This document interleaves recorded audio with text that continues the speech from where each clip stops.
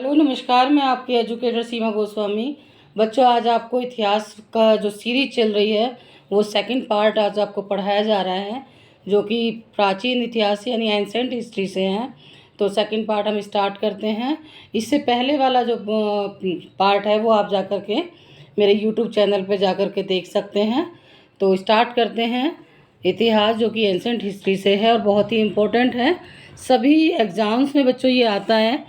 आप कोई भी एग्ज़ाम दे रहे हैं, गवर्नमेंट का किसी भी तरीके का एग्ज़ाम दे रहे हैं, सबके लिए वो बेनिफिशियल है। इस पार्ट से कम 3 से 4 क्वेश्चन आपको ज़रूर देखने को मिलेंगे। तो स्टार्ट करते हैं। प्राचीन इतिहास। देखो बच्चों, क्वेश्चन नंबर 23 है, ऋग्वेद का प्रमुख देवता कौन है या प्रमुख देवता कौन था? तो वो इंद्र था। जो ऋग्वेद का प्रमुख देवता था वो इंद्र था। 34 क्वेश्चन, निम्न में से सबसे प्राचीन स्वर्ण सिक्का क्या है, कौन सा था, या सबसे पुराना सिक्का कौन सा था? सोने का पूछा जा रहा है, धातु का नहीं पूछा जा रहा है, स्वर्ण सिक्का पूछा जा रहा है, तो वो निष्क था। 35 क्वेश्चन बच्चों पूछ रहा है कि जो ऋग्वेद है उसमें कुल कितने मंडल थे। जो हमारा ऋग्वेद है उसमें कुल कितने मंडल थे? तो 10 मंडल थे। 36 क्वेश्चन, निम्न में से कौन सा वेद गद्य एवं पद में रचित है? तो यजुर्वेद है, जिसमें कर्म कांडों के बारे में बताया गया है, पूजा पाठ, जादू टोना, जितनी भी चीज़ों के बारे में बताया गया है। ये गद्यांश में भी लिखा गया है और पद्यांश में भी लिखा गया है। क्वेश्चन नंबर 37, वैदिक ग्रंथों में प्रयुक्त ऋत शब्द किससे संबंधित है? तो जो वैदिक ग्रंथों में ऋत शब्द आया है वो नैतिक व्यवस्था से संबंधित है। 38 क्वेश्चन नंबर, ऋग्वेद में प्रयुक्त सीता शब्द का अर्थ निर्धारण कीजिए। तो बच्चे बड़े कंफ्यूज होते हैं सीता शब्द का, वो ये भी नहीं देखते कि ऋग्वेद की बात हो रही है। सीता शब्द का माँ सीता से समझ जाते हैं, लेकिन ये हल रेखा के लिए बताया गया है। सीता शब्द का जो अर्थ का निर्धारण हुआ है, हल्की रेखाएं यानी जुते हुआ जो लाइन होती हैं उसको इसको संबोधित किया गया है। क्वेश्चन नंबर 39, वैदिक काल में द्विज में शामिल कौन थे, यानी कौन कौन से वर्ण थे? तो ब्राह्मण वर्ण, क्षत्रिय एवं वैश्य वर्ण, ये 3 वर्ण वैदिक काल में द्विज के नाम से भी जाने जाते थे। क्वेश्चन नंबर 40 बच्चों, पृथ्वी से संबंधित देवता कौन थे? पृथ्वी यानी जिस पृथ्वी पर हम सब रहते हैं वहाँ के देवता ऋग्वेदी काल में अग्नि देवता थे। यानी जो अग्नि में डाली जाती है हवन सामग्री वगैरह, वो ऐसा माना जाता था कि वो उस धुएं के रूप में अग्नि प्रज्वलित होती थी जब, तो वो सभी अपनी जो बातें हैं जाकर के देवताओं को बताते थे। तो ये पृथ्वी के देवता माने गए। आरंभिक वैदिक साहित्य में सर्वाधिक नदी कौन सी, मतलब फेमस नदी थी, सर्वाधिक वर्णित जिसका बार बार नाम आया है, तो वो है आपकी सरस्वती नदी। देखो बच्चों, सरस्वती नहीं है, सिंधु नदी है, क्योंकि सरस्वती नदी का सिर्फ 3 बार वर्णन हुआ है, सिंधु नदी का कई बार बार वर्णन हुआ है।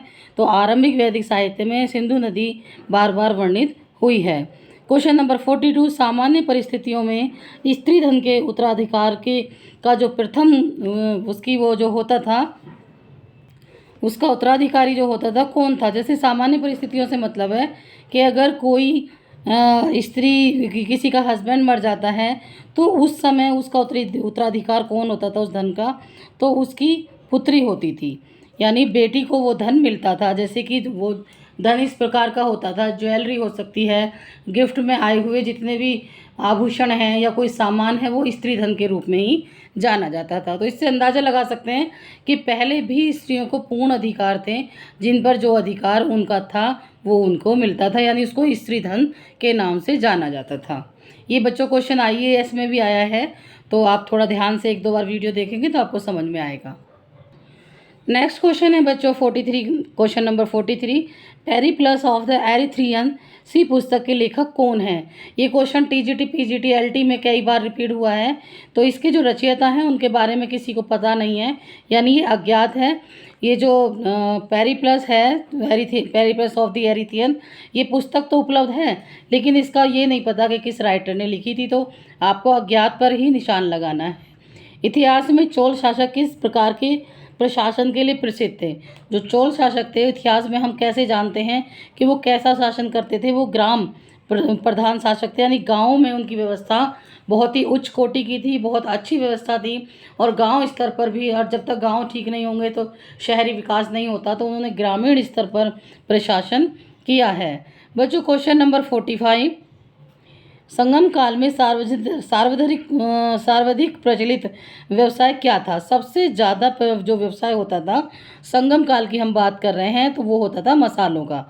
यानी उस समय मसाले सबसे ज़्यादा बेचे जाते थे, खरीदे जाते थे या बाहर सप्लाई किए जाते थे, आदान प्रदान होता था।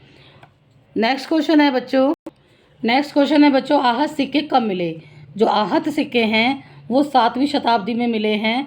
और ये कभी भी आपके पास इस तरीके से क्वेश्चन आए कि आहत सिक्के कब मिले थे, तो 7वीं शताब्दी में। और आपको यह है कि सोने का सबसे पहले सिक्का किस नाम से जाना जाता था? जो सबसे प्राचीन था वो निष्क था। क्वेश्चन नंबर 47 बच्चों,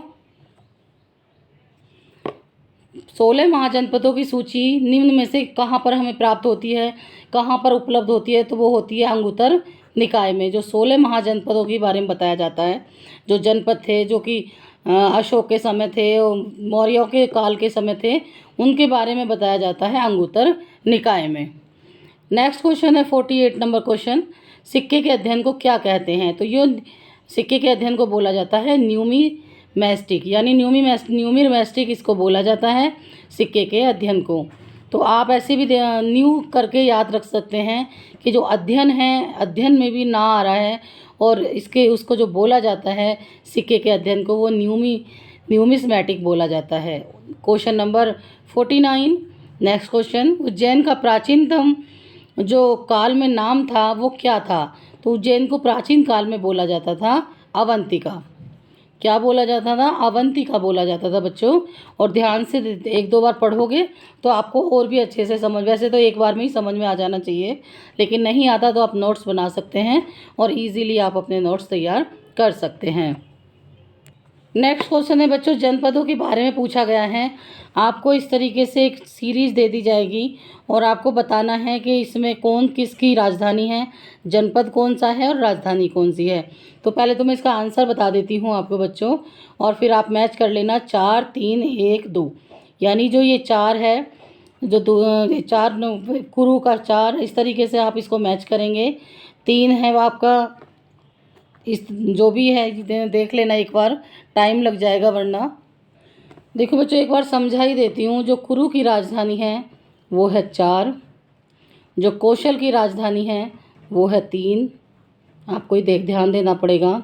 और जो वत्स की राजधानी है वो है 1, सीका 1, और जो 1-2 बचा है वो मगध की है, यानी मगध की जो राजधानी है वो है राजगृह। इस तरीके से आप मैच कर लेना और अपने नोट्स में इनके आगे आगे लिख लेना इस तरीके से, नहीं तो आपको 5-6 बार में आराम से याद हो जाएगा। नेक्स्ट क्वेश्चन है बच्चों 51 क्वेश्चन, महात्मा बुद्ध ने अपना प्रथम उपदेश कहाँ दिया था? तो ये सारनाथ में दिया था। और जो महात्मा बुद्ध से संबंधित एक वीडियो है वो मेरे यूट्यूब चैनल पे आप देख सकते हैं, मैंने बहुत अच्छे से समझाया है, तो वहाँ से भी आपको उनके बारे में पूरी डिटेलिंग मिल जाएगी। Next question 52 question number, Jain धर्म के प्रथम तीर्थंकर कौन हैं? तो वो ऋषभदेव हैं। जैन धर्म के प्रथम तीर्थंकर लास्ट वाले महावीर हैं। और जब जो सबसे ज़्यादा पॉपुलर रहे हैं ऋषभदेव, महावीर और पार्श्वनाथ रहे हैं। 53 क्वेश्चन नंबर 53, बौद्ध संगति। क्वेश्चन नंबर 53 बच्चों, प्रथम बौद्ध संगति कहाँ हुई थी? तो वो राजगृह में हुई थी। बौद्ध ग्रंथि का मतलब, संगति का मतलब है कि कहाँ पर सबसे पहले उन्होंने अपना उपदेश दिया था और बताया था अपने बारे में या जीवन जीने के बारे में जो चीज़ें बताई थी वो राजगृह में बताई थी। निर्ग्रंथ किसे कहा जाता है? निग्रंथ किसे कहा जाता है? तो वो जैनों को कहा जाता है बच्चों। ये क्वेश्चन नंबर 54 है। नेक्स्ट क्वेश्चन है बच्चों, नेक्स्ट क्वेश्चन है 55 क्वेश्चन नंबर, निम्न में से कौन सा शासक जैन संत भद्रबाहु का समकालीन था? ये शासक के बारे में पूछा जा रहा है, तो वो चंद्रगुप्त मौर्य थे। जो जैन संत थे, भद्रबाहु थे, उनके समकालीन चंद्रगुप्त मौर्य थे। Next question 56 question number, Mahavir का जन्म कहाँ हुआ? या महावीर का जन्म महावीर का जन्म कहाँ हुआ था? तो वो हुआ था कुंडलवन में। ध्यान रखना बच्चों, कुंडलवन में हुआ था। महावीर स्वामी में और बौद्ध में बहुत ही सिमिलैरिटी आ जाती है, तो आपको थोड़ा सा इनको अलग कर करके अपने बाद 1-2 बार वीडियो देखोगे या जो भी मैंने पढ़ाया है। मैंने महावीर स्वामी की भी जैन धर्म के ऊपर भी वीडियो बनाई है और बौद्ध धर्म के ऊपर भी, तो वो दोनों वीडियो भी आप जा कर के प्लेलिस्ट में देख सकते हैं। नेक्स्ट क्वेश्चन है बच्चों 57 क्वेश्चन नंबर, पार्थवनाथ की जो शिक्षाएं थी में महावीर ने क्या जोड़ा था? जो पहले कुछ चीज़ें थीं, लेकिन जब पार्श्वनाथ की शिक्षाओं में महावीर ने जोड़ा था ब्रह्मचर्य, यानी जो जीवन है वो ब्रह्मचर्य होना चाहिए। जो साधु संत हैं उनको ब्रह्मचर्य का पालन करना चाहिए, तो ये उन्होंने इसमें अपनी शिक्षाओं में जोड़ा था। नेक्स्ट क्वेश्चन बच्चों 58 क्वेश्चन नंबर, चोल शासक किस धर्म के अनुयायी थे? यानी चोल शासक किस धर्म को मानने वाले थे?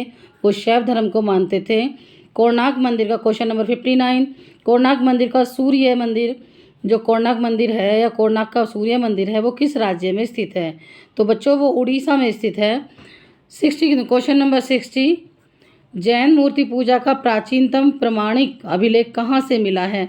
तो बच्चों ये मिला है हमें हाथी गुम्फा से मिला है। क्वेश्चन आपके पास ऐसे आ सकता है कि जैन मूर्ति पूजा का प्राचीनतम प्रमाणिक अभिलेख कहाँ से मिला है?